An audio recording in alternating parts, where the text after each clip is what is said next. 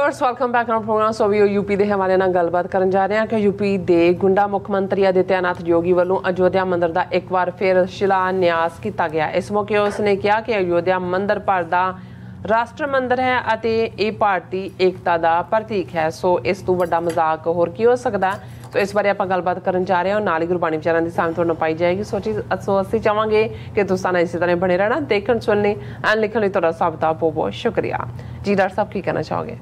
देखो सरकारी उद्घाटनां बारे तां सुणदे सी कि भाई एक पार्टी की सरकार बनी तो उन्होंने कोई वजीर किते आया, उन्हें कोई उद्घाटन किया कि इत्थे स्कूल बनेगा, इत्थे लाइब्रेरी बनेगी। वो पत्थर उत्थे पत्थर ला जाता सी, संगमरमर दा ही लाउंदे सी तो वो पत्थर उत्थे ही लगा रहिंदा सी, बनता कुछ नहीं सी।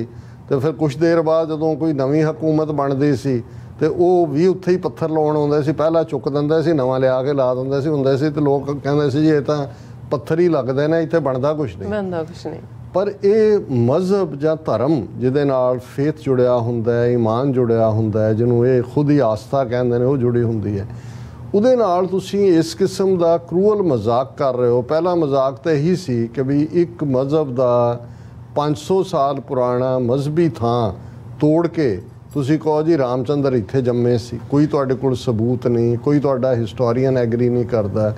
लेकिन ये बावजूद सब तो वड्डा अपमान तो मजहब का या ईवन भगवान राम का यही सी कि भी तुसी उन्होंने उस थां ते जमाया जिहदे नाल उन्हां दा कोई संबंध ही नहीं सी। और उहदे लई तुसी ना सिर्फ मसीत तोड़ी, किन्ना खून बहाया, किवें अयोध्या दे विच मुंबई दे विच 1992 तो पहला रथ यात्रा, फिर 92 ढाण और उस तो बाद 2002 तक पहुँचदियां हज़ारां मुसलमानां दा गुजरात की भगवान राम इस दे उत्ते खुश ने ना हिंदू तवियां के एजेंडे। हुण इन्होंने एक ये भी फैशन फड़ लिया है कि भी इहदा बार बार उद्घाटन करना। एक हुण अजय मोदी पिछले दिनों ही जदों असीं देखिया कि भाई उन्हें किवें ताम झाम नाल धोतियां बन के कदे इधर कदे उधर 6 ड्रैसां जो ने अड्ड अड्ड थावां ते आके अयोध्या मंदिर च कीता। अज मैं फिर देख रहा भी खबर है कि जी योगी आदित्यनाथ उसने जड़ा मंदिर का अंदर जिन्हों इन्होंने सैंक्टम सैंक्टोरम का नाम दिता गर्भगृह जिथे राम जी की अंदर मूर्ति रखनी है, उसका उद्घाटन किया। किन्ने क उद्घाटन है? तुसी रामचंद्र जी नूं भी आराम नाल बहन दोगे कि नहीं? और तुसी सारे क्रिमिनल किस्म के लोग तुहाडे ते जिन्हों तुसी रब कहंदे हो वो किवें खुश होएगा? क्योंकि अल्टीमेटली हर मजहब का जिस्ट तो जस्टिस है। हुण गल ये नहीं है कि भी ये, लेकिन इहदे चों तुसी देखो कि किवें मज़ाहिया इसका कंटेंट की है कि उत्थे उस तो बाद वो ये कह रहा है कि ये अयोध्या राम मंदिर विल बी इंडियाज़ राष्ट्र मंदिर, राष्ट्र का मंदिर। हुण जदों असीं रिपीटडली कहते हैं कि हिंदू राष्ट्र, मनु का वर्ण आश्रम और उन्हां दा भगवा झंडा और वो सारा ही लागू होना है। हुण वो जिहड़ा तुसी एक मजहब जिन्हां दे 20 करोड़ लोग उस मुल्क च वसदे ने, उस मजहब के शहरी ने, उन्हां दे मजहब का अपमान करके, बेइज्जत करके, इतिहासकता खत्म करके बना रहे हो मंदिर, तो उन्होंने तुसी कह रहे हो साडा राष्ट्र मंदिर है। इसका की मतलब है कि भाई अल्टीमेटली तुसी सारियां ही माइनॉरिटीज़ नूं दरड़ दिता है, जिहड़ियां रहिंदियां ने उन्हां नूं दरड़ दिओगे। फिर वो इत्थे ही नहीं रुकिया, उन्होंने नाल दी नाल कहा apart from honoring India's faith, the temple would also be a symbol of India's unity। हुण ये इवें ही है कि तुसी जिवें लखां बोधी उन्हां दा खून कीता, इन्हां दे राजियां राहीं जदों ब्राह्मणवाद ने वापस कम बैक किया और उन्हां दा खून बहा के इन द एंड उन्होंने जिहड़ा बुद्ध दा नारा सी अहिंसा परमो धर्म कि सब तो वड्डा धर्म जो है तो कोई अहिंसा है, कंपैशन है, वो ब्राह्मणों ने अडॉप्ट कर लिया कि जी साडा निशान है अहिंसा परमो धर्म। भी तुसी अहिंसा परमो धर्म कहने वालियां नूं हिंसा दे नाल खत्म कर दिता है और तुसी क्लेम कर रहे हो अहिंसा परमो धर्म। और यही अज इन्हां दा इनसिग्निया भी है अहिंसा परमो धर्म। और जिस बोधी अशोक नूं जिहड़ा डिमिनाइज किया उहदी स्टैंप जिहड़ी है उहदे 2 शेरां वाला जिहड़ा उहदा ਜਿਹੜੇ ਉਹਦੇ ਸਤੂਪੇ ਉਹਨੇ ਖੜੇ ਕੀਤੇ ਸੀ, ਉਹਨੂੰ ਤੁਸੀਂ ਆਪਣਾ ਨੈਸ਼ਨਲ ਸਟੈਂਪ ਬਣਾਇਆ ਹੋਇਆ। ਸੋ ਇਹ ਤੋਂ ਅੰਦਾਜ਼ਾ ਲਾਓ ਕਿ ਭਾਈ ਇਹ ਜਿਹੜੇ ਮੂੰਹ ਮੇ ਰਾਮ ਰਾਮ ਬਗਲ ਮੇ ਛੁਰੀ, ਇਹਦਾ ਮਤਲਬ ਕੀ ਹੈ ਉਹ ਤੁਹਾਨੂੰ ਮੋਦੀ ਦੱਸ ਰਿਹਾ ਹੈ ਆਦਿੱਤਿਆਨਾਥ ਯੋਗੀ ਦੱਸ ਰਿਹਾ, ਅਮਿਤ ਸ਼ਾਹ ਦੱਸ ਰਿਹਾ, ਸਾਰਾ ਹਿੰਦੂਤਵਾ ਦਾ ਕੰਮ ਕਰਨ ਦਾ ਜਿਹੜਾ ਉਹਨਾਂ ਦਾ ਸਾਰਾ ਅਮਲਾ ਫੈਲ ਹੈ ਉਹ ਦੱਸ ਰਿਹਾ। ਔਰ ਜਿਵੇਂ ਕਲੋਜ਼ਿੰਗ ਦੇ ਵਿੱਚ ਅਸੀਂ ਰੂਹਾਨੀ ਵਿਚਾਰ ਕਰਦੇ ਹਾਂ, ਚੌਥੇ ਪਾਤਸ਼ਾਹ ਦਾ ਸ੍ਰੀ ਰਾਗ ਵਿਚਲਾ ਸ਼ਬਦ, ਸ੍ਰੀ ਰਾਗ ਮਹੱਲਾ ਚੌਥਾ, ਦਿਨਸ ਚੜ੍ਹੈ ਫਿਰ ਆਥਵੈ, ਰੈਣ ਸਬਾਈ ਜਾਏ, ਆਵ ਘਟੈ ਨਰ ਨਾ ਬੁੱਝੈ, ਨਿਤ ਮੂਸਾ ਲਾਜ ਟੁਕਾਏ, ਗੁੜ ਮਿੱਠਾ ਮਾਇਆ ਪਸਰਿਆ, ਮਨਮੁਖ ਲਗ ਮਾਖੀ, ਪਚੈ ਪਚਾਏ, ਭਾਈ ਰੇ ਮੈਂ ਮੀਤ ਸਖਾ ਪ੍ਰਭ ਸੋਏ, ਪੁੱਤ ਕਲਤਰ ਮੋਹ ਬਿਖ ਹੈ, ਅੰਤ ਬੇਲੀ ਕੋਏ ਨਾ ਹੋਏ ਰਹਾਓ। ਜਿਵੇਂ ਚੌਥੇ ਪਾਤਸ਼ਾਹ ਦੇ ਸ਼ਬਦ ਅਸੀਂ ਵਿਚਾਰ ਰਹੇ ਹਾਂ, ਧੀਮੇ ਮਿੱਠੇ ਅੰਦਾਜ਼ 'ਚ ਵਿਰਾਗ ਦੀ ਵੀ ਕਾਂਗ ਹੈ, ਪਿਆਰ ਦਾ ਵੀ ਇਸ ਕਿਸਮ ਦਾ ਵਲਵਲਾ ਹੈ ਕਿ ਘੁੱਟ ਕੇ ਗਲਵਕੜੀ 'ਚ ਲੈਣ ਵਾਂਗ ਰੱਬ ਦੀ ਜਿਹੜੀ ਹੈ ਉਹ ਸਿਫਤ ਸਲਾਹ 'ਚ ਨੇ। ਔਰ ਆਪਣੇ ਆਪ ਨੂੰ ਬਾਰ-ਬਾਰ ਇਹ ਦਰਸਾਉਣਾ ਵੀ ਹੈ ਕਿ ਅਸੀਂ ਗਵਾਚੇ ਹੋਏ ਹਾਂ, ਪੰਧ ਲੱਭ ਰਹੇ ਹਾਂ, ਅੱਖਾਂ 'ਚ ਨੀਰ ਹੈ। ਔਰ ਇਹੀ ਭਾਈ ਰੇ ਮੈਂ ਮੀਤ ਸਖਾ ਪ੍ਰਭ ਸੋਏ, ਹੇ ਮੇਰੇ ਵੀਰ, ਮੇਰਾ ਮੀਤ, ਮੇਰਾ ਸਖਾ, ਹੁਣ ਹਾਲਾਂ ਇਹ ਸਮਰਥਕ ਲਫ਼ਜ਼ ਨੇ, ਮੀਤ ਵੀ ਦੋਸਤ ਹੈ, ਸਖੀ, ਸਖਾ, ਮੇਲ ਫਰੈਂਡ, ਫੀਮੇਲ ਫਰੈਂਡ, ਲੇਕਿਨ ਤੁਸੀਂ ਦੇਖੋਗੇ ਕਿਤੇ ਸਖੀ ਲਫ਼ਜ਼ ਹੈ, ਕਿਤੇ ਸਖਾ ਹੈ। ਭਾਈ ਰੇ ਮੈਂ ਮੀਤ ਸਖਾ ਪ੍ਰਭ ਸੋਏ, ਮੇਰਾ ਉਹੀ ਮੀਤ, ਉਹੀ ਸਖਾ ਹੈ। ਪੁੱਤਰ ਕਲਤਰ ਮੋਹ ਬਿਖ ਹੈ, ਅੰਤ ਬੇਲੀ ਕੋਏ ਨਾ ਹੋਏ। ਇਹ ਵੀ ਸਮਝਾਇਆ, ਪੁੱਤਰ ਜ਼ਾਹਰ ਹੈ ਬੇਟਾ ਬੇਟੀ, ਕਲਤਰ ਵਾਈਫ। ਹੁਣ ਬਹੁਤ ਵਾਰ ਜਦੋਂ ਅਸੀਂ ਦੁਨੀਆਦਾਰੀ 'ਚ ਗ੍ਰਸਤ ਜੀਵਨ ਦੇ ਵਿੱਚ ਬੇਈਮਾਨੀ ਕਰਦੇ ਹਾਂ, ਝੂਠ ਬੋਲਦੇ ਹਾਂ, ਫਰਾਡ ਕਰਦੇ ਹਾਂ, ਅਸੀਂ ਇਹੀ ਕਹਿੰਦੇ ਹਾਂ ਜੀ ਟੱਬਰ ਵੀ ਪਾਲਣਾ। ਹੁਣ ਜਦੋਂ ਤੁਸੀਂ ਟੱਬਰ ਪਾਲਣਾ ਕਹਿੰਦੇ ਹੋ, ਤੁਸੀਂ ਇਸਤਰੀ ਤੇ ਬੱਚਿਆਂ ਦੀ ਗੱਲ ਕਰਦੇ ਹੋ ਜੀ, ਉਹਨਾਂ ਦੀ ਅਸੀਂ ਜਿਹੜੀ ਹੈ ਪਰਵਰਿਸ਼ ਕਰ ਰਹੇ ਹਾਂ। ਪਰ ਗੁਰੂ ਸਾਹਿਬ ਯਾਦ ਦਹਾਨੀ ਕਰਵਾਉਂਦੇ ਨੇ ਕਿ ਜਿਨ੍ਹਾਂ ਦੀ ਖਾਤਰ ਤੁਸੀਂ ਬੇਈਮਾਨੀ ਦਾ ਰਸਤਾ ਚੁਣਿਆ ਹੋਇਆ ਹੈ, ਪੁੱਤਰ ਕਲਤਰ ਮੋਹ ਬਿਖ ਹੈ, ਉਹਨਾਂ ਦੇ ਮੋਹ ਦੇ ਵਿੱਚ ਜਾਂ ਉਹਨਾਂ ਦੀਆਂ ਲੋੜਾਂ ਲਈ, ਇਹ ਤਾਂ ਤੁਸੀਂ ਜ਼ਹਿਰ ਦੀ ਵਣਜ ਕਰ ਰਹੇ ਹੋ, ਤੁਸੀਂ ਜ਼ਹਿਰ ਦੇ ਵਣਜਾ ਰਹੇ ਹੋ। ਕਿਉਂ?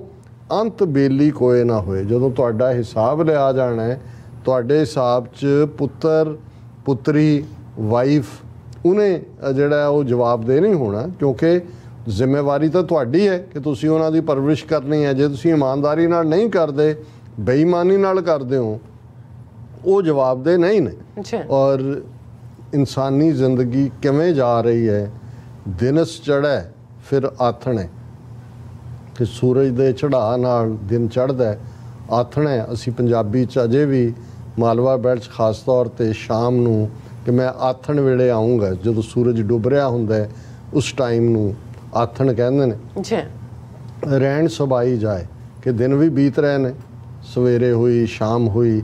ਜਿਵੇਂ ਕਿਸੇ ਨੇ ਹਲਕੇ ਅੰਦਾਜ਼ 'ਚ ਕਦੇ ਕਿਹਾ ਸੀ ਕਿ ਉਹਨੂੰ ਕਿਸੇ ਨੇ ਪੁੱਛਿਆ ਕੀ ਹਾਲ ਹੈ, ਕਿਵੇਂ ਜ਼ਿੰਦਗੀ ਚੱਲ ਰਹੀ ਹੈ, ਉਸਨੇ ਕਿਹਾ ਸੁਬਹ ਹੋਤੀ ਹੈ ਸ਼ਾਮ ਹੋਤੀ ਹੈ, ਬਸ यूं ही ज़िंदगी तमाम होती है, ज़िंदगी मुक रही है सुबह शाम। तो गुरु रामदास याद दहानी करवाते ने, दिनस चढ़ै फिर आथवै, रैन सबाई जाए, आव घटै नर ना बुझै, नित मूसा लाज टुकाए। आव घट, उम्र घट रही है, दिन दिन औद बिहात है, फूटे घट ज्यों पानी, जिमें घड़े चों बूंद बूंद करके पानी निकल रहा है, इवें ज़िंदगी घट रही है। और ये बहुत खूबसूरत मैटाफर यूज़ किया है कि जिमें चूहा रस्सी कट रहा। ਹੁਣ ਜੇ ਤੁਸੀਂ ਕੋਈ ਚੀਜ਼ ਕਿਸੇ ਨਾਲ ਬੰਨੀ ਹੋਈ ਹੈ ਤੇ ਚੂਹੇ ਉਹਨੂੰ ਕੁਤਰਨਾ ਸ਼ੁਰੂ ਹੌਲੀ ਹੌਲੀ ਕਰਕੇ ਕੁਤਰਦੇ ਨੇ, ਅਲਟੀਮੇਟਲੀ ਰੱਸੀ ਖਤਮ ਹੋ ਜਾਂਦੀ ਹੈ, ਉਹ ਚੀਜ਼ ਥੱਲੇ ਡਿੱਗ ਪੈਂਦੀ ਹੈ। ਕਿ ਇਵੇਂ ਉਮਰਾਂ ਦੀ ਲੱਜ ਨੂੰ, ਜਿਹੜੇ ਸਾਡੀ ਸਾਹਾਂ ਦੀ ਰੱਸੀ ਹੈ, ਉਹਨੂੰ ਮੌਤ ਦਾ ਮੂਸਾ, ਮੌਤ ਦਾ ਚੂਹਾ ਹੌਲੀ ਹੌਲੀ ਹੌਲੀ ਕਰਕੇ ਕੁਤਰ ਰਹੇ। ਸਾਡੀ ਜ਼ਿੰਦਗੀ, ਸਾਡੇ ਸਾਹ ਮੁੱਕ ਰਹੇ ਨੇ। ਆਪ ਘਟੈ ਨਰ ਨਾ ਬੁੱਝੈ, ਨਿਤ ਮੂਸਾ ਲਾਜ ਟੁਕਾਏ। ਮੂਸਾ ਚੂਹੇ ਨੂੰ ਕਹਿੰਦੇ ਨੇ, ਲਾਜ ਰੱਸੀ ਨੂੰ ਕਹਿੰਦੇ ਨੇ, ਕਿ ਉਹ ਟੁੱਕ ਰਿਹਾ। ਗੁੜ ਮਿੱਠਾ ਮਾਇਆ ਪਸਰਿਆ, ਪਰ ਸਾਨੂੰ ਸਮਝ ਕਿਉਂ ਨਹੀਂ ਆਉਂਦੀ। ਜਿਵੇਂ ਜਦੋਂ ਗੁੜ ਦਾ ਢੇਰ ਲੱਗਾ ਹੁੰਦਾ, ਤੁਸੀਂ ਉਹਨਾਂ ਦੀ ਲਾਲਿਆਂ ਦੀਆਂ ਦੁਕਾਨਾਂ ਯਾਦ ਕਰੋ, ਤੇ ਮੱਖੀ ਆ ਕੇ ਉੱਤੇ ਵਿੱਚ ਮੱਖੀਆਂ ਬਹਿ ਜਾਂਦੀਆਂ ਸੀ, ਹੁਣ ਉਹ ਜੇ ਗਰਮੀ ਦੇ ਦਿਨ ਨੇ ਗੁੜ ਪਿਘਲਿਆ ਹੋਇਆ ਮੱਖੀ ਵਿੱਚ ਫਸ ਜਾਂਦੇ ਸੀ, ਉਹ ਜੀ ਮਰ ਜਾਂਦੇ ਸੀ। ਬਿਲਕੁਲ। ਔਰ ਇਵੇਂ ਹੀ ਇਹ ਜਿਹੜਾ ਦੁਨੀਆਦਾਰੀ ਦਾ ਪਸਾਰਾ ਹੈ, ਇਹ ਮਿੱਠੇ ਗੁੜ ਵਾਂਗ ਹੈ। ਗੁਰੂ ਸਾਹਿਬ ਕਹਿੰਦੇ ਨੇ ਮਾਇਆ ਪਸਰਿਆ ਮਨ ਮੁਖ ਲੱਗ ਮਾਖੀ ਪਚੈ ਪਚਾਏ। ਜਿਵੇਂ ਮੱਖੀ ਗੁੜ ਦੇ ਲੋਭ ਦੇ ਵਿੱਚ ਉਹਦੇ 'ਚ ਹੀ ਆਪਣੀ ਜ਼ਿੰਦਗੀ ਗਵਾ ਦਿੰਦੀ ਸੀ, ਇਵੇਂ ਅਸੀਂ ਵਿਸ਼ੇ ਵਿਕਾਰਾਂ ਦੇ ਇਸ ਜ਼ਿੰਦਗੀ ਦੇ ਵਿੱਚ ਆਪਣੀ ਜ਼ਿੰਦਗੀ ਨੂੰ ਛਿਨ ਕਰਕੇ ਖ਼ਤਮ ਕਰ ਰਹੇ। ਗੁਰਮਤ ਹਰ ਲਿਵ ਉਭਰੈ ਅਲਿਪਤ ਰਹੇ ਸ਼ਰਣਾਏ। ਉਨੀ ਚੱਲਣ ਸਦਾ ਨਿਹਾਲਿਆ ਹਰ ਖਰਚ ਲਿਆ ਪਤ ਪਾਏ। ਗੁਰਮੁਖ ਦਰਗਹਿ ਮੰਨੀਐ ਹਰ ਆਪ ਲਏ ਗੜ ਲਾਏ। ਇੱਕ ਪਾਸੇ ਉਹ ਮਨਮੁਖ ਨੇ ਮੱਖੀ ਵਾਂਗ ਫਸੇ ਹੋਏ ਵਿਕਾਰਾਂ ਦੇ ਵਿੱਚ, ਦੂਸਰੇ ਪਾਸੇ ਨੇ ਗੁਰਮਤ ਹਰ ਲਿਵ ਉਭਰੇ ਅਲਿਪਤ ਰਹੇ ਸ਼ਰਣਾ। ਇੱਕ ਉਹ ਨੇ ਜਿਹੜੇ ਉਸ ਵਾਹਿਗੁਰੂ ਦੀ ਸ਼ਰਨ 'ਚ ਨੇ, ਮਾਇਆ ਤੋਂ ਅਲਿਪਤ ਨੇ, ਗੁਰਮਤ ਦੇ ਉੱਤੇ ਉਹਨਾਂ ਦੀ ਅਮਨ ਹੈ, ਉਹਨਾਂ ਦੀ ਲਿਵ ਵਾਹਿਗੁਰੂ ਦੇ ਨਾਲ ਲੱਗੀ ਹੋਈ ਹੈ। ਉਨੀ ਚੱਲਣ ਸਦਾ ਨਿਹਾਲਿਆ। ਉਹ ਜਦੋਂ ਇਸ ਦੁਨੀਆ ਤੋਂ ਵੀ ਜਾਣਗੇ, ਚੱਲਦੇ ਨੇ, ਉਹ ਨਿਹਾਲ ਹੋਣਗੇ, ਕਿਉਂਕਿ ਹਰ ਖਰਚ ਲਿਆ ਪਤ ਪਾਏ। ਉਹਨਾਂ ਨੇ ਰੱਬ ਦੇ ਨਾਮ ਦੇ ਖਜ਼ਾਨਾ ਉਹ ਆਪਣਾ ਖਰਚ ਪੱਲਾ ਬੰਨ੍ਹ ਲਿਆ, ਔਰ ਉਹ ਪਤ ਸਿਉਂ ਪ੍ਰਗਟ ਹੋਏ। ਉਹ ਪਤ ਦੇ ਨਾਲ ਰੱਬ ਦੀ ਦਰਗਾਹ ਦੇ ਵਿੱਚ ਜਿਹੜਾ ਪ੍ਰਵਾਨ ਹੋਣਗੇ। ਗੁਰਮੁਖ ਦਰਗਾਹ ਮੰਨੀ, ਉਹਨਾਂ ਨੂੰ ਦਰਗਾਹ ਦੇ ਵਿੱਚ ਗੁਰਮੁਖ ਦਾ ਰੁਤਬਾ ਮਿਲੇਗਾ। ਹਰ ਆਪ ਲੈ ਗੜ ਲਾਏ। ਜਿਨ੍ਹਾਂ ਦੀ ਕਮਾਈ ਇਸ ਕਿਸਮ ਦੀ ਸੁੱਚੀ ਹੈ, ਉਹਨਾਂ ਨੂੰ ਰੱਬ ਆਪ ਆਪਣੇ ਗੜ ਨਾਲ ਲਾਉਣਗੇ। ਗੁਰਮੁਖਾਂ ਨੂੰ ਪੰਥ ਪ੍ਰਗਟਾ ਦਰ ਠਾਕ ਨਾ ਕੋਈ ਪਾਏ। ਹਰ ਨਾਮ ਸਲਾਹਨ ਨਾਮ ਮਨ ਨਾਮ ਰਹਿਣ ਦਿਵਲਾਏ। ਅਨਹਦ ਧੁਨੀ ਦਰ ਵਜਦੇ ਦਰ ਸੱਚੈ ਸੋਭਾ ਪਾਏ। ਗੁਰਮੁਖਾਂ ਨੂੰ ਪੰਥ ਪ੍ਰਗਟਾ। ਪੰਥ ਹੁੰਦਾ ਰਸਤਾ, ਕਿ ਜਿਹੜੇ ਰੱਬ ਦੀ ਯਾਦ 'ਚ ਜੁੜੇ ਗੁਰਮੁਖ ਨੇ ਉਹ ਉਜੜ ਨਹੀਂ ਪੈਂਦੇ, ਰਸਤਾ ਉਹ ਭੁੱਲਦੇ ਨਹੀਂ ਨੇ, ਕਿਰਾਏ ਨਹੀਂ ਪੈਂਦੇ, ਉਹ ਰਾਹ 'ਤੇ ਤੁਰਦੇ ਨੇ। ਦਰ ਠਾਕ ਨਾ ਕੋਈ ਪਾਏ। ਤੇ ਜਦੋਂ ਉਹ ਵਾਹਿਗੁਰੂ ਦੇ ਦਰਬਾਰ, ਵਾਹਿਗੁਰੂ ਦੀ ਦਰਗਾਹ 'ਚ ਨੇ, ਉਹਨਾਂ ਨੂੰ ਕੋਈ ਕੌਣ ਰੋਕੇਗਾ, ਕਿਉਂਕਿ ਉਹ ਗੁਰਮਤ ਦੇ ਰਸਤੇ 'ਤੇ ਚੱਲਦੇ ਹੈ। ਠੀਕ ਰਸਤਾ ਉਹਨਾਂ ਨੇ ਅਪਣਾਇਆ। ਹਰ ਨਾਮ ਸਲਾਹਨ ਨਾ, ਉਹ ਹਮੇਸ਼ਾ ਰੱਬ ਦੀ ਸਿਫਤ ਸਲਾਹ 'ਚ ਹੁੰਦੇ ਨੇ। ਉਹਨਾਂ ਦੇ ਮਨ 'ਚ ਨਾਮ ਵਸਿਆ ਹੁੰਦਾ, ਨਾਮ ਰਹਿਣ ਹਮੇਸ਼ਾ ਉਹਨਾਂ ਦੀ ਲਿਵ ਵਾਹਿਗੁਰੂ ਦੇ ਨਾਮ 'ਚ ਹੁੰਦੀ ਹੈ। ਅਨਹਦ ਧੁਨੀ ਦਰ ਵੱਜਦੇ ਦਰ ਸੱਚਾ ਸੋਭਾ ਪਾਏ। ਉਹਨਾਂ ਦੇ ਅੰਦਰ ਆਨੰਦ ਦੀ ਅਨਹਦ ਧੁਨੀ ਵੱਜਦੀ ਹੈ। ਹੁਣ ਅਨਹਦ ਹੈ ਅਨਆਹਤ, ਹਮੇਸ਼ਾ ਦੋ ਚੀਜ਼ਾਂ ਦਾ ਟਕਰਾਅ ਆਵਾਜ਼ ਪੈਦਾ ਕਰਦਾ ਹੈ, ਮਿਊਜ਼ਿਕ ਪੈਦਾ ਕਰਦਾ ਹੈ। ਪਰ ਇੱਥੇ ਉਹ ਆਨੰਦ ਹੈ, ਉਹ ਨਾਮ ਦਾ ਖੰਡਾ ਖੜਕਦਾ, ਜਿਸ ਦੇ ਵਿੱਚ ਜਿਹੜਾ ਉਹ ਆਨੰਦ 'ਚ ਰਹਿੰਦੇ ਨੇ। ਔਰ ਉਹਨਾਂ ਦੀ ਸੱਚੇ ਦਰਬਾਰ ਦੇ ਵਿੱਚ ਵਾਹਿਗੁਰੂ ਦੀ ਦਰਗਾਹ 'ਚ ਸ਼ੋਭਾ ਹੁੰਦੀ ਹੈ। ਤੇ ਅਖੀਰਲੇ ਸ਼ਲੋਕ 'ਚ ਚੌਥੇ ਪਾਤਸ਼ਾਹ ਫਰਮਾਉਂਦੇ ਨੇ, ਜਿਨੀ ਗੁਰਮੁਖ ਨਾਮ ਸਲਾਹਿਆ ਤਿਨਾ ਸਭ ਕੋ ਕਹਿ ਸ਼ਾਬਾਸ਼। ਤਿਨ ਕੀ ਸੰਗਤ ਦੇ ਪ੍ਰਭ ਮੈਂ ਜਾਚਕ ਕੀ ਅਰਦਾਸ। ਨਾਨਕ ਭਾਗ ਵੱਡੇ ਤਿਨਾ ਗੁਰਮੁਖਾਂ ਜਿਨ ਅੰਤਰ ਨਾਮ ਪ੍ਰਗਾਸ। ਜਿਨੀ ਗੁਰਮੁਖ ਨਾਮ ਸਲਾਹਿਆ ਤਿਨਾ ਸਭ ਕੋ ਕਹਿ ਸ਼ਾਬਾਸ਼। ਕਿ ਜਿਨ੍ਹਾਂ ਗੁਰਮੁਖਾਂ ਨੇ ਨਾਮ ਦੇ ਨਾਲ ਆਪਣੀ ਪ੍ਰੀਤ ਲਾਈ, ਉਸ ਨੂੰ ਸਲਾਹਿਆ, ਸਿਫਤ ਸਲਾਹ ਕੀਤੀ, ਉਹਨਾਂ ਨੂੰ ਸ਼ਾਬਾਸ਼ ਕਹੋ, ਉਹਨਾਂ ਨੂੰ ਧੰਨਤਾ ਦੇ ਯੋਗ ਕਹੋ।